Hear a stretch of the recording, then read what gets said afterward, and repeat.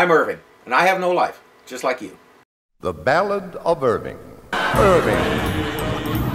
Big fat Irving. Big sport Irving. The 142nd fastest gun in the West.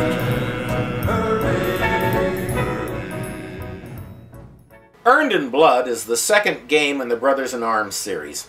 Let's get the usual stuff out of the way quickly so we can get into the actual game.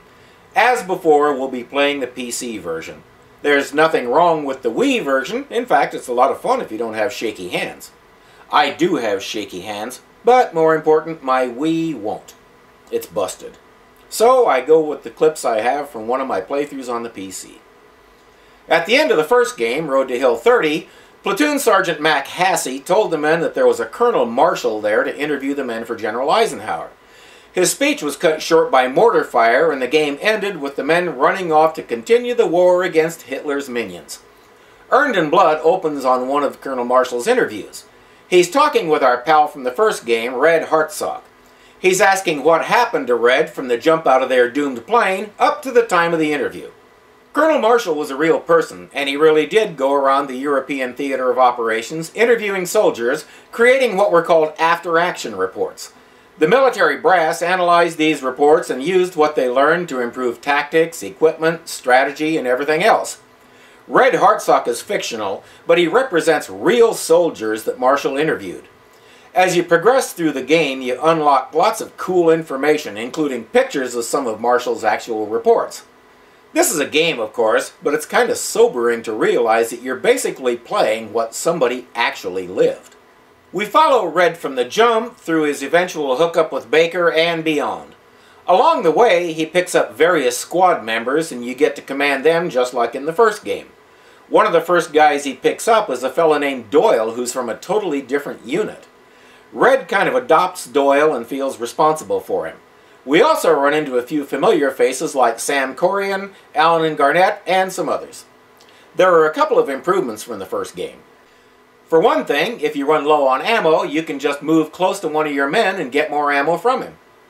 For another, at the end of a mission, you get a pat on the back if all your men survived. It doesn't count for anything, it's just bragging rights, but it's fun to see if you can achieve it. If you don't, the game gives you two options. Heal the men you lost and move on to the next mission, or try again. Cool! Like the first game, the graphics are good and the sound is awesome. And along with great action, you get enough insight into the characters that you really care about them. As you go through the various firefights, you and your men take damage. When you come to a checkpoint, it saves everybody's health status. But another interesting change from the first game is, if that puts you in a position where you die too easily, after about the third time you die, you get the option to heal yourself and everybody else before you try again. The screen says, "War isn't fair, but a video game should be." Thank you for that. But it leads to a fairly big glitch in the game. Remember how I said you get brownie points for finishing a mission with all your men alive? If anybody's gotten killed in the mission so far, when you heal everybody, it brings them back to life. Finish the mission with everybody alive now, and you still get that pat on the back for keeping them alive. So if you're having trouble in a mission, lost most of your men and can't finish without them, just toss out a grenade and go stand on it, repeat until you die 3 times, and presto, they're back in full health. It's something I'm sure the developers didn't think through, but in the long term it doesn't really affect much. It's just a small annoyance. There are a couple of big annoyances, unfortunately. By far the worst is the gun sight. No matter what weapon you're using, you can't hold the stupid thing still. Your aim wanders around so bad you can't hit squat, and when you do happen to hit an enemy soldier, it was probably an accident. It's an exercise in frustration, and it's totally unnecessary. These guys were trained to use these weapons and learned how to hold them steady before they were sent into battle. So any kind of actual realism just went straight to guess where. The other huge problem is dealing with tanks. For most of the first game, you could run up to the back end of an enemy tank, hop on and drop a grenade down its hatch to take it out. Not this time. Now you can only deal with a tank with those lousy, can't aim it, one shot won't do it. Who the hell thought of this, and why didn't somebody kick him in the balls just before he thought of it? Panzerfausts. If you missed my first review, the Panzerfaust was an actual weapon that the Germans developed so their regular foot soldiers could deal with tanks. It was essentially a single-shot bazooka, light enough that a soldier could carry one with his other gear, and if he met a tank, he could fire it and disable the tank, then drop it and move on. That's fine. Trouble is, it's impossible to take out a German tank with one of these things. So every time you're dealing with a tank, you have to find a crate of the stupid things, grab them and fire as fast as you can, which, trust me, ain't fast at all, and hope the tank doesn't blast you into all your component parts before you can grab another one. In 2 different levels, you actually have to take on 2 tanks at once, and while you're trying to grab another Panzerfaust to fire your 6th shot into the first tank, the second one is putting explosive shells up your butt. It's lame. It's unrealistic. One of the goals is supposed to be to keep your men alive, but by the time you've dealt with a tank or 2, you just don't care anymore. You're thinking, just get me past this crap so I can get on to something fun. Even more lame, as soon as you get to command a tank for the first time, suddenly the enemy has these Panzerfausts. But that's not the worst of it. The Panzerfaust is an anti-tank weapon, right? But if they get the chance, they'll fire these things at you. Yeah, sure. A trained soldier of the Third Reich is going to take his one single shot for dealing with a tank and use it on one lone American soldier. Come on! There's lame and then there's this. I'm not sure English even has a word for how dumb it is. Any semblance of realism or authenticity went right out the window with this crap. So let's jump into it a little. Red is a fascinating character in his own right. And just like the first game, the biggest draw in this game, the thing that gives it the bulk of its replay value, is the characters. Right from the start, you understand that Red has more or less taken Doyle under his wing and is making a project out of looking after him, even though A, they're from different units, and B, they're the same rank. When they meet, they're both corporals. But Doyle seems to see leadership in Red and follows him instinctively, and Red takes that seriously. His conversations with Colonel Marshall show us his soul, and the missions aren't just combat. After you hook up with Doyle, you encounter Paddock and then Lieutenant Colonel Cole. You might remember him from the first game. After he met Mac and Baker, he said he was going to go find more men, and obviously he did. There's a couple more guys there, but you don't have time to chat because a German convoy is coming down the road. Of all things, pulled by horses? You have your first major firefight, and then Cole sets up a command post nearby. When you get to that command post, Doyle is quite distressed. He's found some members of his own unit, and they're badly wounded. Cole has gotten word that the Germans have a medical station set up in a church in the nearby town, so your job is to go take it over and bring back all the medical supplies you and your impromptu squad can carry. Cole, as the ranking officer, is basically cobbling squads together out of whatever can walk and carry a weapon, but like Doyle, he can tell that Red is a leader, so he puts him in charge of this mission. You fight your way to the church, which involves making your way clear around it. But just as you get inside and start thinking about gathering those medical supplies, the Navy starts shelling the town. Basically, that stirs up every German soldier in the region and gets them heading for said church. So you have the church, now you have to hold on to it. Once that's done, you get word that you're supposed to hook up with Baker again, so some other guys will take the supplies to the wounded who need them. Doyle stays with you while he's trying to figure out where his unit wound up. You link up with Baker, but Red tells Colonel Marshall that he didn't tell Baker about any of this action because Baker seemed kind of fragile at that moment. Your next task is to split up and take a small town, so Baker takes some of the men and leaves the rest under your command. You now have 2 teams, a fire team and an assault team, and for the first time in this game you have grenades available. Once again, we've sacrificed actual realism a bit because these guys, having dropped behind enemy lines on D-Day, would definitely have grenades from the get-go. But it's the nature of a video game to reward your progress with more and better weapons. Just go with it. So you start making your way through this little village, taking out teams of German soldiers as you go. You link up with Baker again, only to find that a German convoy has moved in and your man Corian is missing somewhere inside a nearby complex. He and his team provide some fire so you can go rescue him. Here's a nice example of your weapon's accuracy, as well as your teammates' accuracy. Die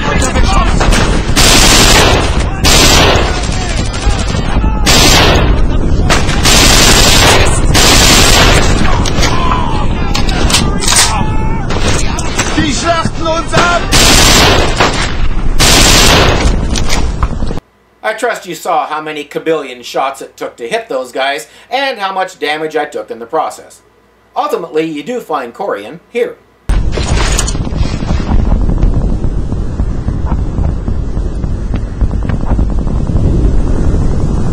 I was checking out the house when a truck pulled up. Shot a couple and ran. I just jumped in this shit and covered up. Thought I was dead for sure. So now you have to battle across a field and a farmyard to finish the mission. Note that I've already lost a member of my fire team, that's why their symbol is red. So you head across this way, and I know that because I've tried to do this every other conceivable way. The problem is those random explosions you see going off all over the place. Those are German mortars.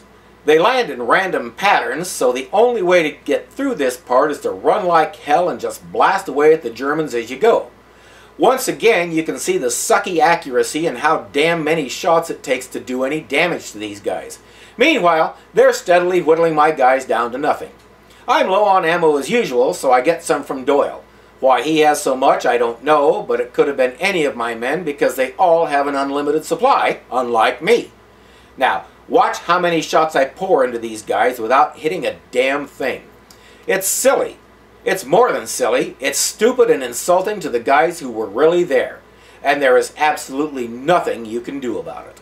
So we finish off the last of them, then meet with Mac and Baker. Looks like we only took out 188. The second one turned tail before we could really get at it. What the hell happened to you? I tripped.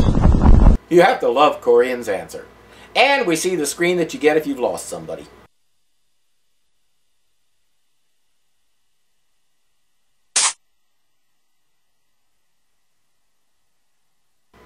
Your victory was earned in blood. Gee, what a cool phrase. I wonder where they... Never mind. I just can't bring myself to do that one. Make your own joke. The next mission has you marking supply drops. Basically, you toss out a flare near each of the 3 drops, presumably so that somebody else knows where to pick them up later. I'm not sure it makes a whole lot of sense, but of course you have to eliminate a dozen or so Germans first. Then you mark the drop.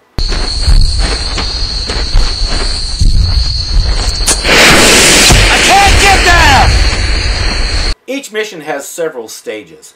In this one, you mark the drops, then make your way across a field and a bridge where you meet up with a Colonel Johnson. He sends you to clear the Germans off his flank. One interesting thing is, you kill all the Germans, yet in the cut scene at the end of the mission, you're taking a bunch of prisoners. Mama said to come home alive. Paige, what are you doing? She said don't let those sons of bitches take you out. Paige! You hear what I said? Paige, I come called you on! a son of a Paige, bitch! what the hell are you doing? Back off! You move on to a night mission, securing a bombed-out chateau that your forces need for an aid station to treat wounded men. You have 3 men, DeSola, Allen, and Garnett. Red reflects for a moment as he begins to tell Marshall the story.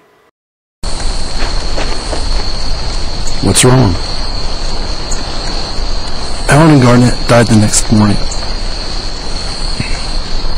DeSola was the day after. Do you need a minute? Sergeant Hartsock, do you need a minute? No, sir. I'm fine. Let's keep going. By this time, Red's preferred weapon is a Browning automatic rifle, or BAR, a heavy machine gun that packs a lot more punch than usual weaponry. He tells Marshall he found it in the wreckage of one of the gliders that brought the soldiers in. He says it belonged to a guy named Hartigan. Marshall asks how he knows that, and Red simply replies, he was holding it. He muses about how few dead bodies you have to see before it stops having a major effect on you. Once you make your way into the chalet grounds, you meet up with a tank that's gotten lost in all the mess. So he's now part of your squad. Of course, that means the Germans now have Panzerfausts. I already talked about this.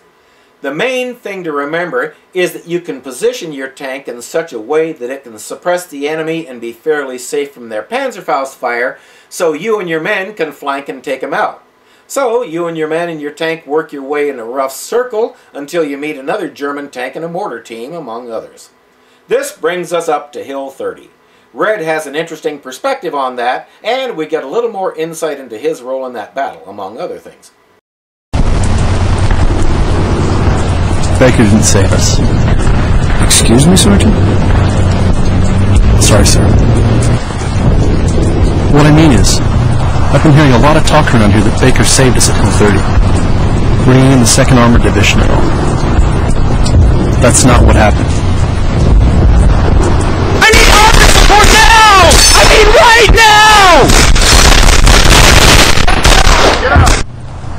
now! Leggett saved us. Just no one wants to talk about it. Why is that, Sergeant? Save me! He somehow managed to reach HQ on the radio.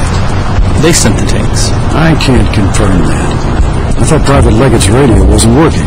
He couldn't receive, sir, but he was transmitting. And Sergeant Baker? He loved being in the thick of it. Every time I turned around in Normandy and knocked out by artillery or mortar or some damn thing. Yeah, he earned his stripes. And so did the rest of us. While Baker was off finding the lost tanks, Red had to take some men and go clear the Germans off the other side of the hill. Naturally, you encounter machine gun nests, loads of foot soldiers, and at least one mortar team. If one of those mortars lands near you and you have any health at all, you get to watch this for about 10 seconds.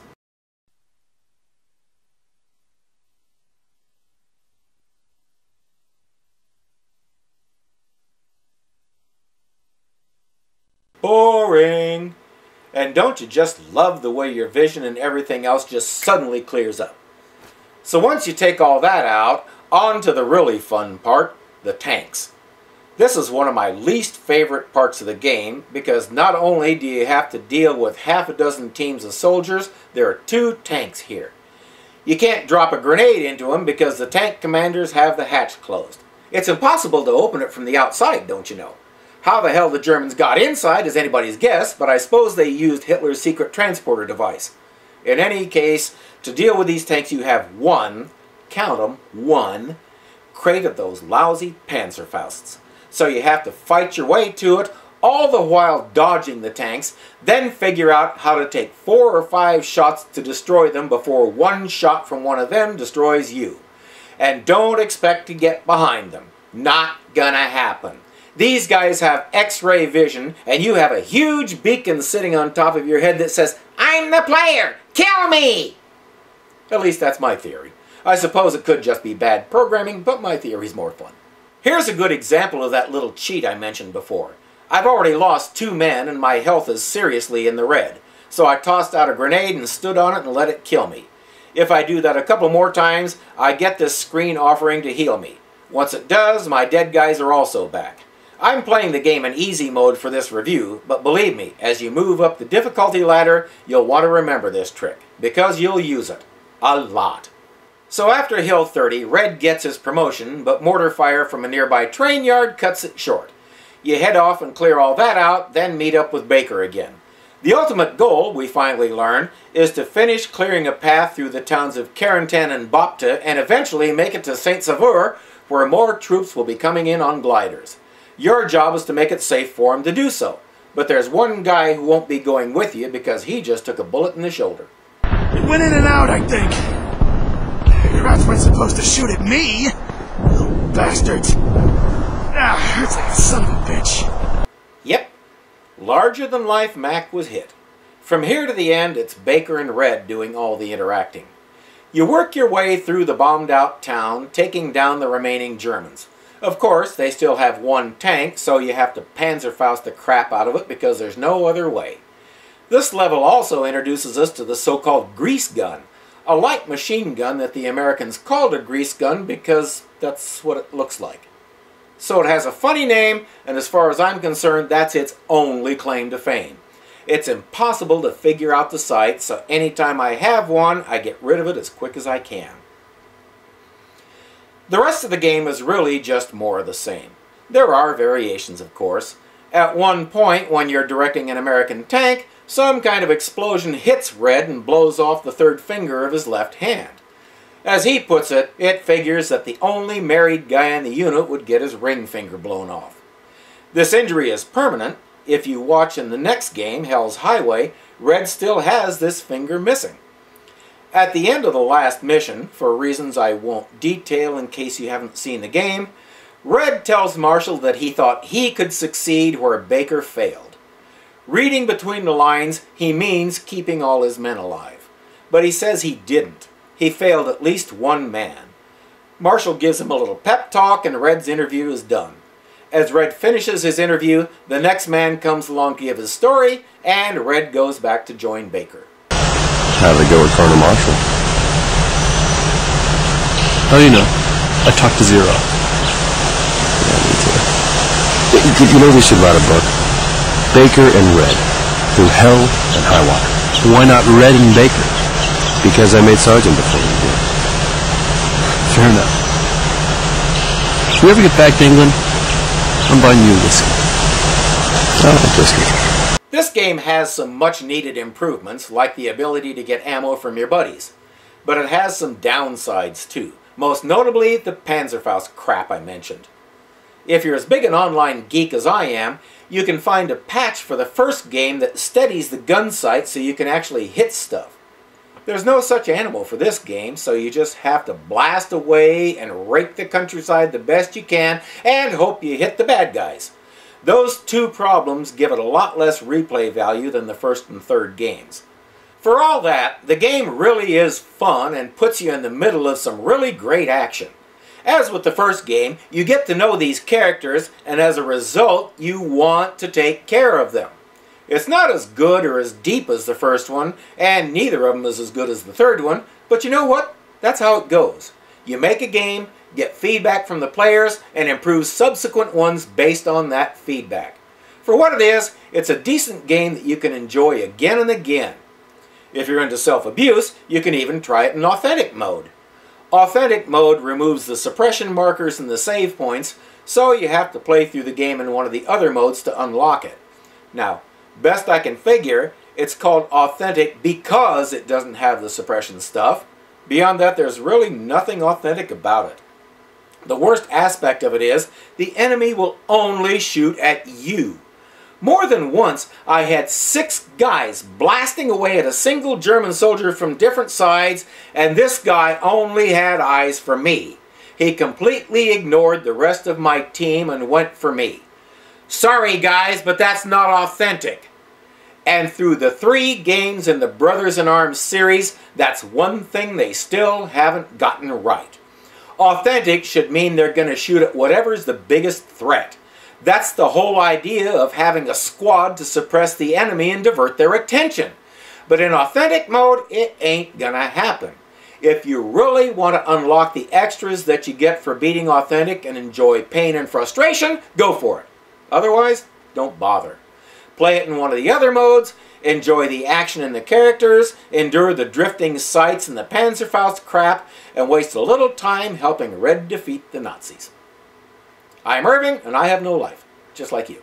Well, finally, Irving got 3 slugs in the belly. It was right outside the frontier deli. He was sitting there twirling his gun around, and Butterfingers Irving gunned himself down. Irving. Big fat Irving. Big dum-dum Irving. Big dum-dum dead Irving. The 142nd fastest gun in the West.